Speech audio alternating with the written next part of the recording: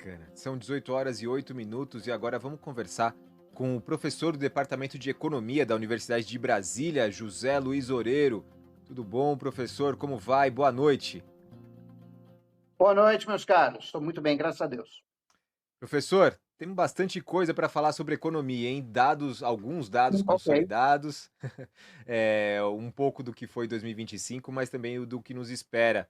Queria começar com alguns dados econômicos que foram divulgados entre ontem e hoje, principalmente o desemprego. A gente teve a menor taxa do ano, em 5,1% em dezembro, e no acumulado dos 12 meses, né, do ano passado, são 5,6%. Eu sei que o senhor não gosta da palavra pleno emprego, a gente já conversou sobre isso aqui, mas a gente tem uma situação de um mercado de trabalho extremamente dinâmico hoje no Brasil, né? O número de carteiras Sim, assinadas também foi mais alto já registrado, 38,9 milhões de pessoas, expansão de 1 milhão na sim. comparação com o ano anterior. A gente estava até lendo aqui uma notícia falando sobre também uma queda no número de pessoas PJ, né? Enfim, um aumento da CLT, do registro de trabalho, e uma diminuição na Aham. informalidade, né? Então, o número do desemprego, ele é um número bastante bom. Realmente, se a gente for olhar para a série histórica, é a mais baixa desde 2012, tá? De fato, estão se criando muitos postos de trabalho formais, ou seja, com carteira assinada, mas a gente trabalha no setor formal da economia e outros 40%, eu estou aí abstraindo os funcionários públicos, e outros 40% que são trabalhadores informais e autoempregados. E é basicamente o que o velho Marx chamaria de exército industrial de reserva.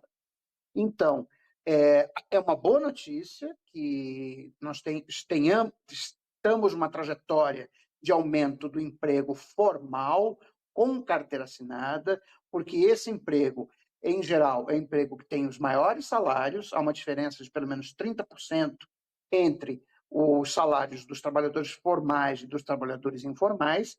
Além disso, né, o contrato de trabalho CLT é um contrato de trabalho que assegura uma série de direitos e proteção para os trabalhadores. Eles têm proteção, no caso de ficarem doentes, coisa que os informais e os autoempregados não têm. Eles contribuem para a Previdência Social,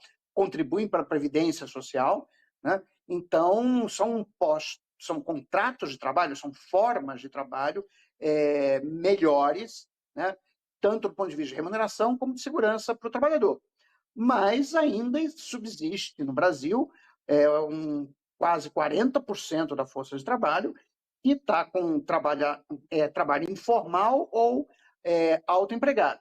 Infelizmente, nos últimos 20 anos, se construiu uma narrativa no Brasil que glamoriza essas formas de trabalho como o empreendedorismo. Não, é o empreendedor, isso não tem nada de empreendedorismo. Simplesmente são pessoas que não conseguem emprego no setor formal da economia e aí, por uma questão de sobrevivência, tem que trabalhar em ocupações informais, ou seja, sem contrato de trabalho assinado, ou autoempregados. Em geral, vão ganhar bem menos do que os trabalhadores formais, exceto em algumas situações específicas em que as pessoas estão procurando sonegar imposto, né?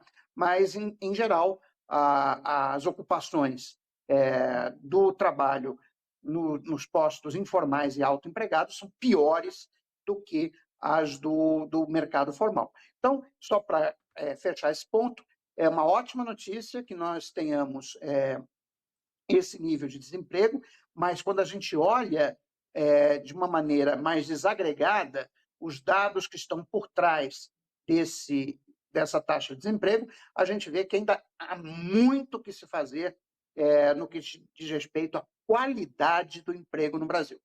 Sim, professor, um outro ponto importante é a renda, né? No ano passado, a renda média mensal do trabalhador também teve aí um recorde de R$ 3.560, um aumento de 5,7% em comparação ao ano anterior, 2024. Isso aumentou o poder de compra dos brasileiros, apesar do custo de vida também parecer em alta, professor? Aumentou, porque, veja, o IPCA no ano passado fechou em 4,2%. Então, com um aumento de mais de 5%, né, 5,3%, se não me engano, foi o que você mencionou, nós temos aí um aumento de quase 1% no salário real. Tá? E é isso que leva, no longo prazo, ao aumento do padrão de vida dos trabalhadores. É necessário que os salários aumentem, né, acima da inflação, para que haja ganho real. Agora, por outro lado, para que esse aumento de salário não pressione a inflação, ele precisa estar em linha com os ganhos de produtividade. Ou seja, a regra de ouro dos salários é que os salários cresçam em nível real, ou seja, acima da inflação, num ritmo mais ou menos igual ao ritmo de crescimento da produtividade. Tá? Então, a gente tem que ver também o que está acontecendo com a produtividade do trabalho. E aí que estão as minhas maiores preocupações, porque a taxa de investimento no Brasil, ou seja, a chamada formação bruta de capital fixo, ainda é muito baixa. Tá? Ela fechou o ano de 2025 em torno de 17%, que é pouco mais do que o necessário para repor o estoque de capital, e aqui eu estou falando capital no sentido real mesmo, ou seja, máquinas, equipamentos e instalações. 17% é apenas um pouco além do necessário para repor a depreciação desse capital. E aí o problema é que quando o investimento é baixo, né, o estoque de capital por trabalhador não aumenta. Se o estoque de capital por trabalhador não aumenta, a produtividade fica estagnada. E se a produtividade fica estagnada enquanto os salários estão crescendo acima da inflação, então isso gera aumento de custos para as empresas, o que leva, no setor de serviços, por exemplo, a aumento de preços, e no setor industrial leva à redução das margens de lucro das empresas e, consequentemente, uma perda de competitividade das empresas industriais, tanto no mercado doméstico como no mercado internacional. Zé Oreiro, agora em relação à dívida bruta do Brasil, ela fechou 2025 em 78,7%, isso do PIB, né, em relação ao PIB. Os dados mostram que a dívida cresceu cerca de 7% desde o início do governo do presidente Lula. Mas boa parte dessa dívida está ancorada nos juros, né, que são os mais altos dos últimos 20 Sim. anos. Tem algo para nos Uhum. preocupar nessa trajetória de alta da dívida? A gente já vai falar sobre os juros. Queria que você respondesse sobre essa questão da dívida. Então, não existe nenhum número mágico. O pico do endividamento no Brasil ocorreu durante o governo Bolsonaro, na pandemia do Covid-19, devido ao auxílio emergencial, por um lado, né, que aumentou bastante os gastos, e era absolutamente necessário que isso acontecesse, mas também porque o PIB caiu. Né? O PIB brasileiro, em 2020, caiu quase 4%. Então, você tem um numerador, que é a dívida que está aumentando devido ao aumento dos gastos, que foram necessários, repito, durante a pandemia, mas o denominador também caiu. Então, nós já estivemos com uma relação dívida pública-PIB maior do que o que a gente tem agora. Tá? E nada aconteceu. Eu lembro que o Adolfo Sachida, que era era secretário de alguma coisa, acho que era secretário de Política Econômica do governo Bolsonaro, no Ministério da Economia, ficava dizendo que o dinheiro ia acabar, que o governo não ia ter dinheiro para pagar os funcionários públicos, fizeram um terrorismo, inclusive chegou a se pensar numa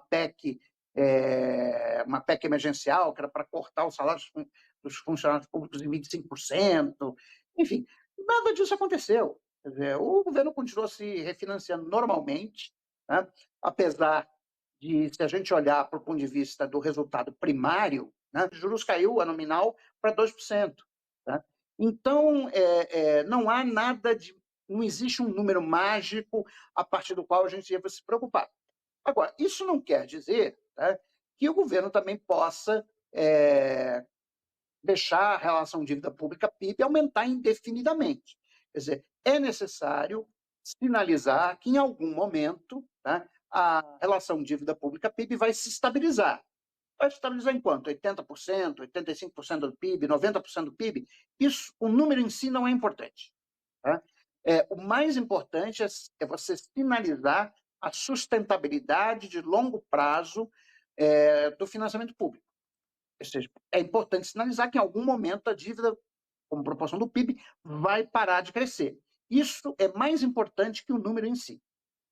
Sim, professor. Bom, o Banco Central decidiu manter aí a taxa em 15%, com uma possível queda sinalizada apenas em março. Como a gente já falou, os juros do país está entre os mais altos do mundo. Professor, com uma economia estabilizada e uma inflação extremamente controlada, o movimento natural seria de queda dos juros, certo? Porque por que ainda essa queda não veio?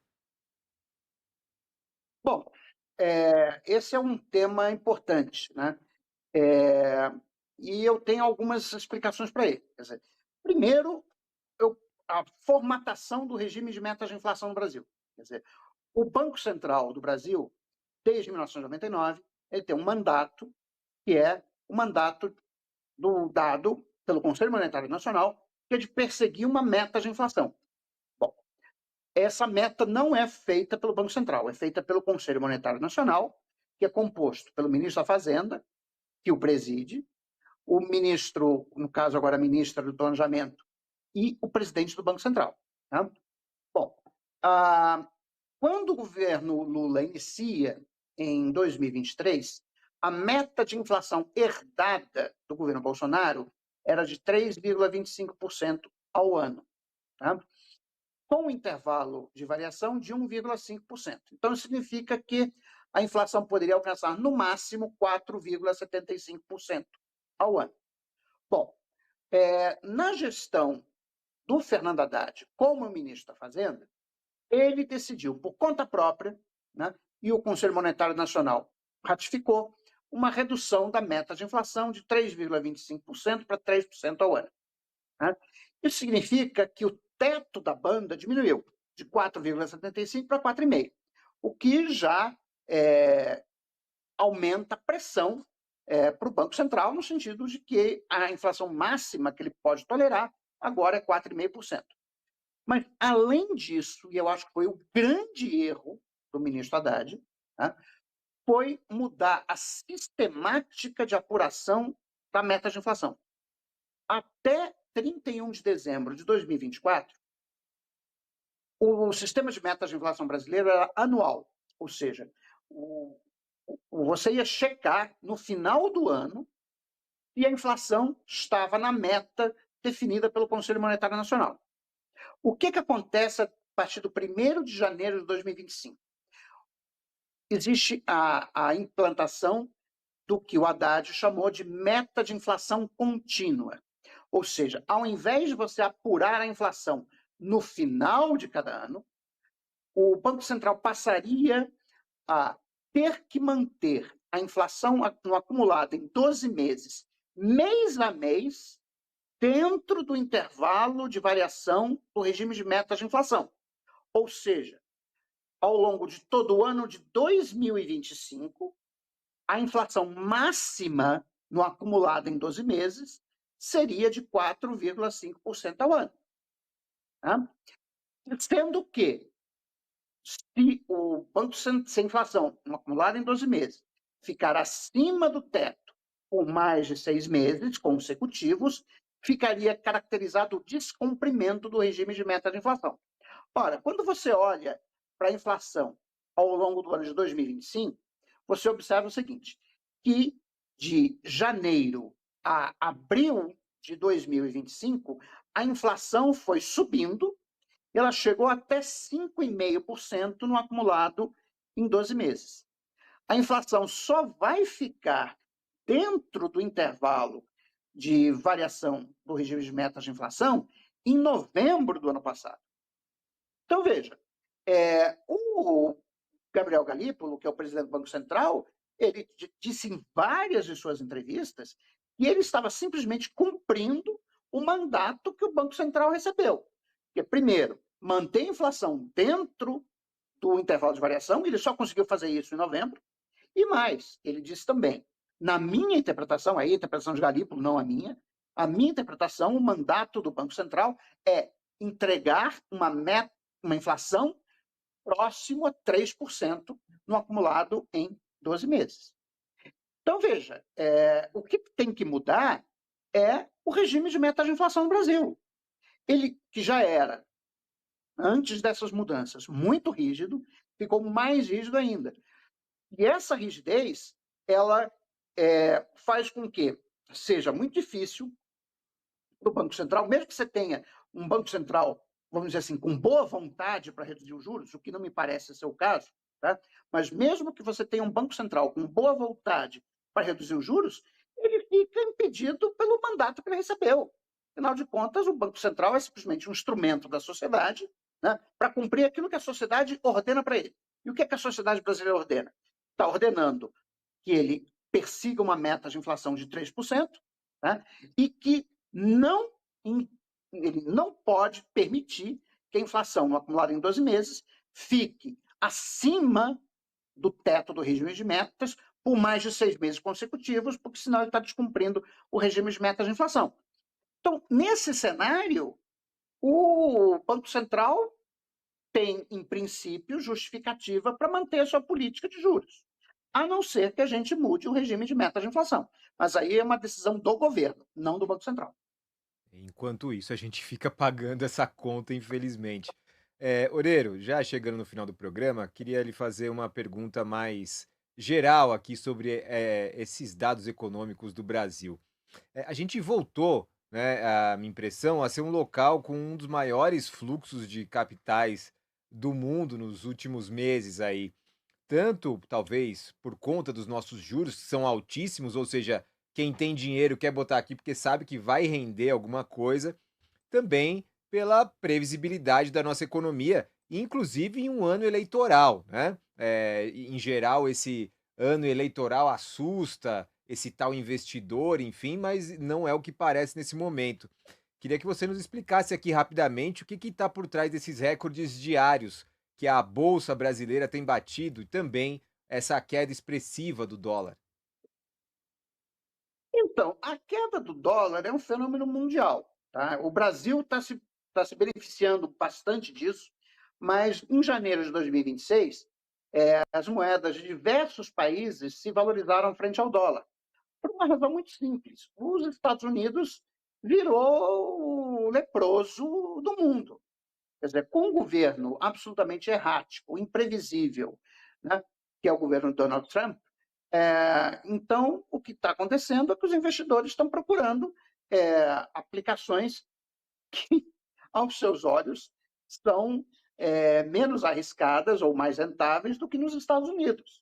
Então, isso é um fenômeno mundial. Além do que, isso é importante também chamar atenção, não se trata apenas dos investidores, mas também dos bancos centrais dos diversos países que estão diversificando as suas reservas. Né? Porque com um elefante tendo ataque epilético numa loja de cristais, que é o Donald Trump, pode-se esperar qualquer coisa. Ele acabou de violar a soberania da Venezuela, raptando o seu chefe de Estado. Né? E isso é uma coisa absolutamente esdrúxula. Né? Então, o que está acontecendo é que, e além do mais, o Trump também está ameaçando seus aliados europeus, como a invasão à Groenlândia. Então, os bancos centrais dos países europeus, do Japão, do Canadá, etc., estão começando a diversificar suas reservas, aplicando muito em ouro. Né? Vocês podem observar que a cotação do ouro ele vem subindo, aplicando em euros, né? Aplicando em outras moedas além do dólar. Então, isso está enfraquecendo o dólar no mundo. Né? E aí, isso acaba beneficiando os países emergentes, em particular o Brasil, porque o Brasil, primeiro, ele tem uma taxa de juros muito atrativa, tá? Esse é o primeiro ponto. Né? O segundo ponto é de que é um país que, no cenário internacional hoje, ele dá a impressão de ser um país muito estável. Né? Você tem uma economia que, em 2025, fechou com uma inflação baixa, menos de 4,5%, que cresceu, a gente não tem ainda os números do IBGE, mas deve ter crescido entre 2,5%, uns 2,5%, tem uma taxa de desemprego baixa, ao que tudo indica, as eleições já estão mais ou menos definidas para o candidato do governo, seja ele quem for, né? Então, é um país que, no cenário global de hoje, e que não tem nenhum inimigo por perto, diga-se de passagem, tá? E que o presidente do Brasil conseguiu manter relações boas com todo mundo, inclusive com um elefante tendo ataque epilético numa loja de cristais, que é o Donald Trump. Então, tudo isso está beneficiando os ativos denominados na moeda brasileira, no real, e também a Bolsa de Valores, né? Então, por todas essas razões, a Bolsa está aí renovando dia após dia os seus recordes. E muita gente ganhando dinheiro. José Luiz Oreiro, muito obrigado pela tua conversa aqui com a gente, sempre uma aula. Muito obrigado. Eu que agradeço, gente. Tenha uma boa tarde para vocês. Conversou com o José Luiz Oreiro, que é professor do Departamento de Economia da Universidade de Brasília.